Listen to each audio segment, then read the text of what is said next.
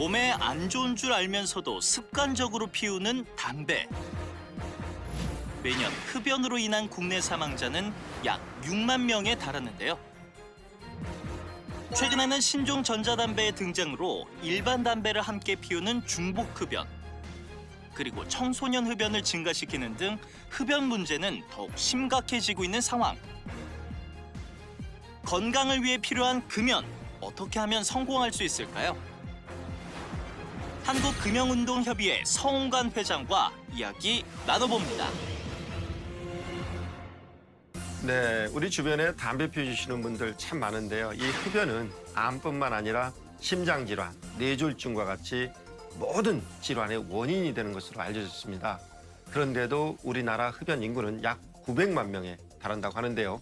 오늘은 담배도 끊고 건강도 지키는 방법에 대해 알아보기 위해 금연 전문가를 모셨습니다.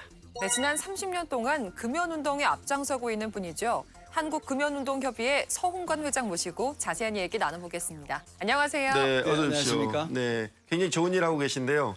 이 금연운동협의회 구체적으로 어떤 일을 하는 것인가요? 담배가 해롭다는 것을 알았던 그 선각자분들이요. 연세대학교의 그 의과대학에 계셨던 김일순 선생님이라든지 또 소비자 운동을 하셨던 정광모 회장님 이런 분들이 32년 전에 만든 단체고요. 네. 대한민국 국민이 그 담배의 해로움으로부터 건강을 지킬 수 있도록 운동을 해온 단체입니다. 그럼 우리가 담배를 어떻게 끊을 수 있는지 구체적인 방법을 찾아보도록 하겠습니다. 첫 번째 주제입니다.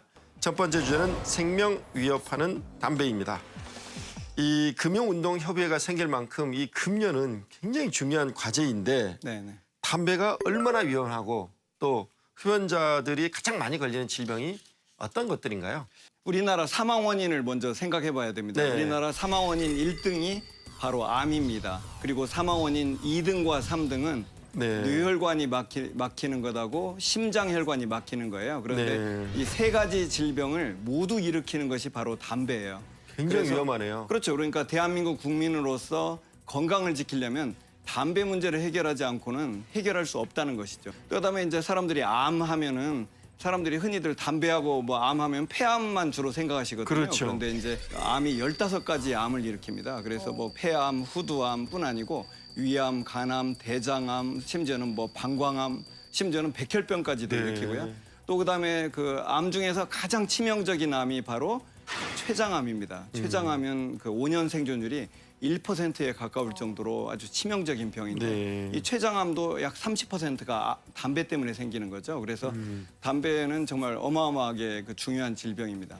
네, 그렇다면 현재 우리나라의 흡연 인구는 얼마나 되나요? 성인으로 따졌을 때 그 성인 남자 흡연율은 36.7%가 네. 되고요. 여자는 7.5%라고 돼 있는데요. 네. 제가 금연운동을 처음 시작할 때는 1,300만의 흡연자가 엄청나게 있다고 많았네요. 했었어요. 네. 그런데 지금 많이 끊었음에도 불구하고 아직도 그 900만 정도가 있다고 지금 계산되고 있습니다. 그런데 최근에 코로나19 때문에 전 세계가 네. 굉장히 어려운 상황에 있는데 그렇죠. 이 흡연자의 경우에는 코로나19에 더 취약하다. 네, 그렇죠. 자료에 의하면은 네. 이제 같은 코로나에 걸리더라도 기저질환, 그러니까 만성 심장질환이 있다든지 만성 호흡기 질환이 있으면은 네. 만성 심장질환이 있는 사람은 없는 사람에 비해서 사망률이 9배 높았다는 아홉 거고요. 배나. 그다음에 만성 호흡기 질환이 있는 사람은 6배나 사망률이 높았다는 거예요.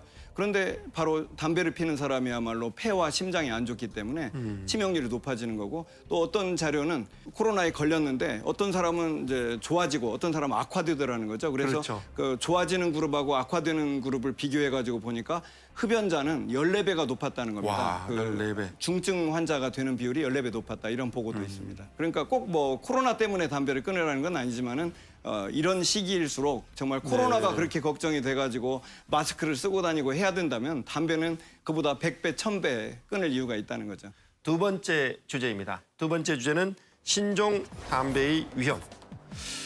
회장님, 기존 담배의 위험성이 알려지면서 담배의 위험성을 줄였다고 주장하는 신종 담배들이 쏟아지고 있습니다. 어떤 것들이 등장하고 있나요? 흔히 말하는 전자담배라는 것들이 그렇죠. 많이 이제 좀 유행하고 있는데요.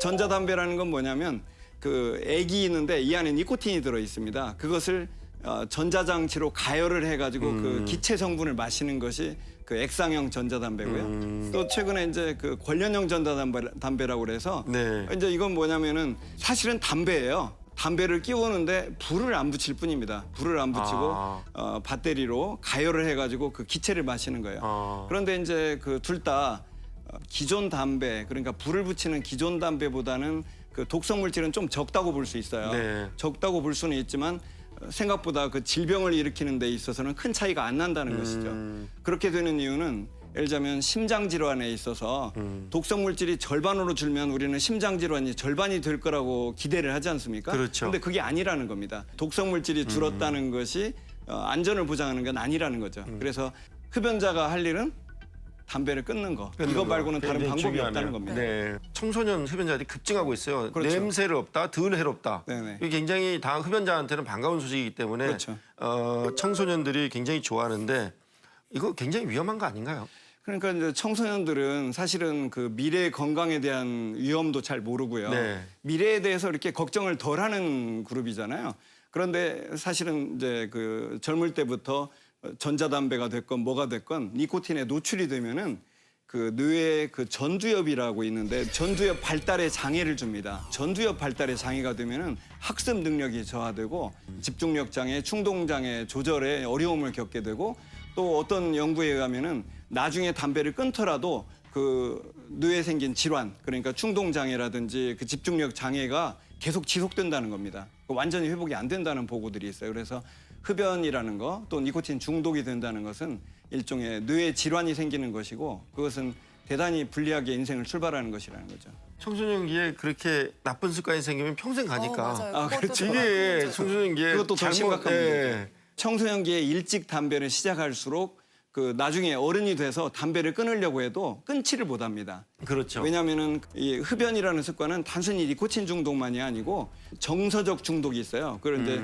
정신 중독이라고 그러는데 예를 들자면 흡연자들도 왜 스트레스 받으면 담배를 더 피지 않습니까? 그렇죠. 그러니까 그게 바로 정신 중독이 된 거예요. 그런데 청소년기부터 담배를 피우면 정신 중독이 생기기 때문에 나중에 어른이 돼도 끊으려고 해도 니코틴 중독도 심하고 정신 중독이 있어가지고 쉽게 끊지를 못한다는 겁니다. 앞으로 이 비흡연자와 흡연자 모두를 보호하기 위해서 좀 국가적으로 금연 정책이 중요할 것 같아요. 그렇죠. 효과적인 방법 없을까요? 일단 가장 중요한 것은 담배 네. 가격입니다. 지금 현재 사람들이 2015년에 담배 가격이 2,000원이 오르니까 이제 담배 가격은 충분해라고 사람들이 많이들 생각하거든요. 그런데 사실은 OECD 34개 국가 중에서 그 담배 가격 인상 전에는 34등, 그러니까 꼴등이었고요. 지금 현재 31등이에요. 아직도 최하위 수준입니다. 그런데 그 정부에서 지난해 그 세계 금연의 날에 그 금연 종합 대책이라는 걸 발표했는데 담배 가격에 대해서 언급 한마디도 없어요. 이건 정말 인식 자체가 잘못됐다고 볼 수밖에 없고요. 그다음에 이제 또 하나는 편의점마다 담배 광고가 가득 차 있어요.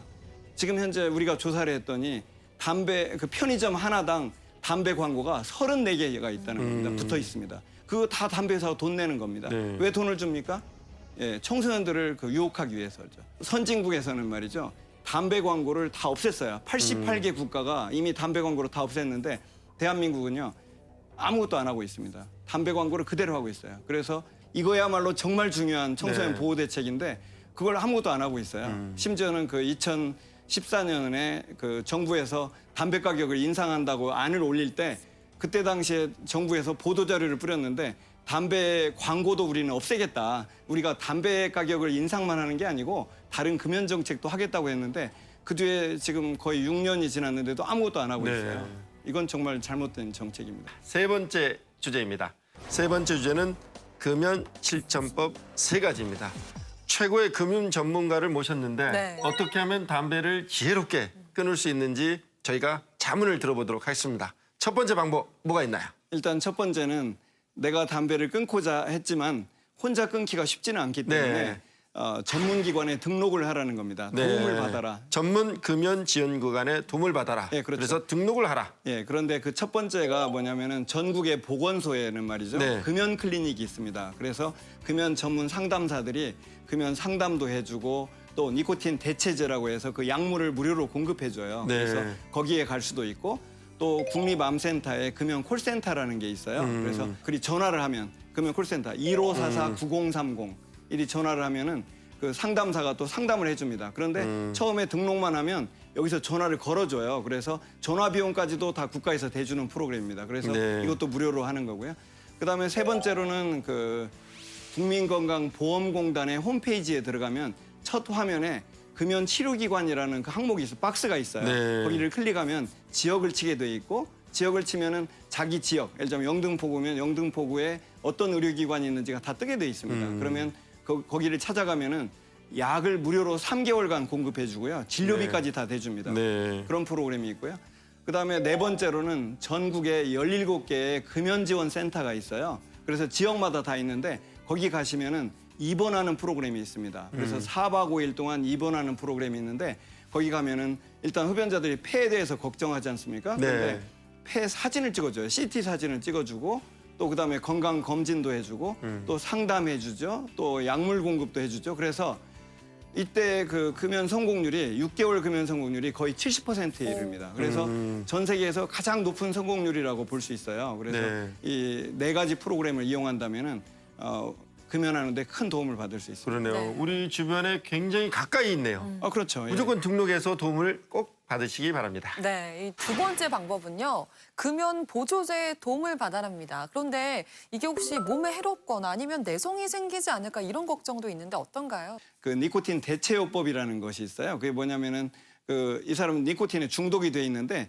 담배를 끊게 되면 금단 증상이 생겨요. 네. 근데 그게 바로 불안, 초조, 짜증, 정신 집중이 안 되고 막 이런 거거든요. 그런데 니코틴을 외부에서 공급하면 그런 금단 증상이 줄어들면서 담배 끊는 성공률이 2배 높아집니다. 네. 그런데 이제 니코틴이 그러면 해롭지 않냐 이런 질문이 있는데 약으로 사용하는 니코틴은 아주 깨끗한 니코틴만 그 정제를 해서 사용하기 때문에 담배는 이제 독성물질, 발암물질이 니코틴하고 같이 들어가는데 네. 이건 정제된 거이기 때문에 이것은 그렇게 큰 문제는 없다는 거죠. 그리고 두 번째 중에 이제 그 먹는 금연약이 두 먹는 가지가 금연약. 있어요. 네, 그래서 치약 먹는 거. 금연약을 먹게 되면 마찬가지로 금단 증상, 그러니까 담배를 끊을 때 괴로움을 줄여서 성공률을 높이는데 약 2배 내지 3배 정도.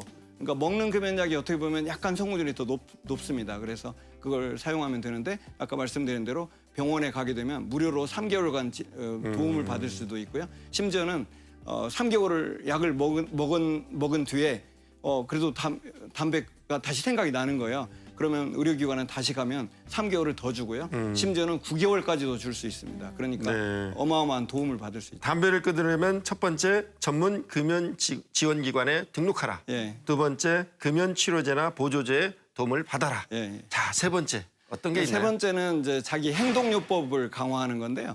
사실 그동안 흡연자들은 일종의 건강을 해치는 나쁜 습관, 스트레스 받으면 담배, 무료할 때 담배 이렇게 살았잖아요. 그런데 이제 담배를 끊으면서 건강한 생활 습관을 만드는 겁니다. 근데 가장 중요한 게 운동이에요. 그런데 운동이라는 게 뭐 어마어마한 운동을 해야 되는 게 아니고 그냥 걷는 겁니다. 걷기. 그러면 건강에 가장 좋고 자기가 이제 담배 생각이 날 때 잠시 5분, 10분씩 이렇게 걸어 다니면은 그 담배 생각을 잊으면서 건강을 찾을 수 있는 거죠. 관심을 그래서 돌리는 거네요. 그렇죠. 나쁜 습관을 건강한 습관으로 바꾸자. 이것이 바로 제 주장입니다. 이렇게 금연 운동을 하시다 보니까 흡연자에게 네. 꼭 해주고 싶은 말씀이 있으실 것 같아요. 그러니까 흡연자 한 사람 한 사람을 제가 볼 때 꼭 드리고 싶은 말씀은 정말 당신이 인생에서 꼭 하고 싶은 일이 있는지 그리고 또 당신의 인생에서 당신이 죽었을 때 슬퍼할 사람이 단 한 명이라도 있다면 또 당신이 사랑하는 사람이 지구상에 단 한 명이라도 남아있다면 담배를 끊으시기 바랍니다. 네, 자신의 건강뿐만 아니라 주변 사람들 위해서도 금연이 꼭 필요합니다. 특히 요즘같이 코로나19로 위험한 시기에는 금연의 필요성이 더욱 중요할 것 같습니다. 네, 올해도 벌써 절반이 지났습니다. 올 초에 아마 금연에 도전하셨던 분들 계실 것 같은데요. 이번 기회에 금연에 도전해 보시는 건 어떨까요? 오늘 말씀드린 정보들 참고하셔서 이번엔 금연에 꼭 성공하셨으면 좋겠습니다. 오늘 좋은 말씀 고맙습니다.